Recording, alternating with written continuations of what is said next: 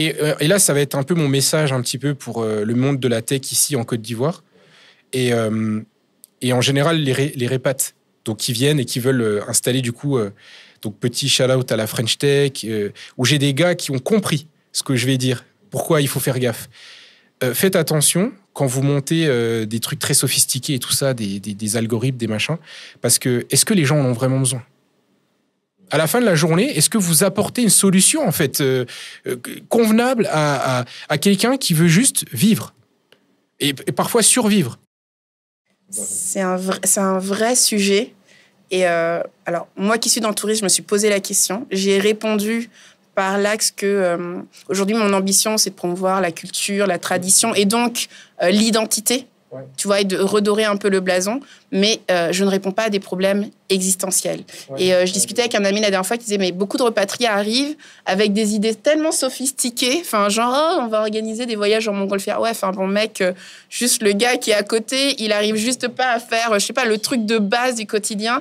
Mais pour se rendre compte de ça, en fait, il faut venir. Pour venir, il faut être préparé. Il faut tenir 1 an, 2 ans, 3 ans pour tenir le truc et pour vraiment aller toucher, en fait, du doigt ce qui va vraiment changer la vie de la masse, quoi. Et pas juste de notre petite intelligentsia où on est entre nous et on boit du bon vin. Enfin, j'exagère un peu, mais... Je vais parler un petit peu de la prospection LinkedIn, mais oubliez, quoi. Enfin, ça n'a aucun sens ici. Nous, on fait de la prospection au porte-à-porte. Et ça marche. Il y a ce lien que tu dois avoir avec les gens. Et comme disait Donald, LinkedIn, c'est vraiment genre de la discussion, quoi. C'est juste pour se faire mousser. T'as une belle photo avec un costume, et derrière, il n'y aura pas de business qui sera créé en direct comme ça. Les messages automatiques, oublie. Mais alors là, c'est catastrophique, quoi. C'est pas la peine. Par contre, il y a un truc qui peut accrocher un petit peu, c'est le messaging WhatsApp. Ça, il y a un vrai engouement autour du WhatsApp professionnel. Des dames qui ont juste un téléphone et qui vendent par ce téléphone et que tu peux contacter. Mais toi, du coup, tu as une expérience différente quand même un peu de LinkedIn. On en avait parlé une fois, tu m'as dit que tu avais quand même pas mal prospecté. Alors, c'est vrai que moi, à la suite de ma première expérience ici en Côte d'Ivoire, je me suis mis à chercher du boulot et j'ai fait la prospection sur LinkedIn. Alors, en effet, je postulais à beaucoup d'offres par jour, peut-être 2, 3. Et je pense qu'en tout, j'ai dû postuler peut-être à 60 offres.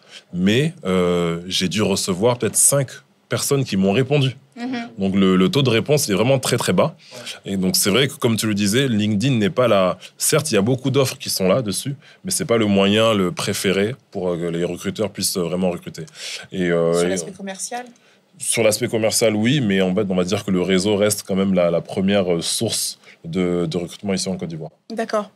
Mais moi, je l'utilise beaucoup en personal branding. Ça me permet quand même de connecter avec certaines personnes, en fait. Après, c'est pas nécessairement des leads formels, mais c'est des choses qui se construisent au long cours, quoi. Mais je suis d'accord avec toi, WhatsApp Business... En tout cas, pour une cible locale. Oui, pour une cible, WhatsApp Business, en fait, clairement, fonctionne super bien. OK. En pan.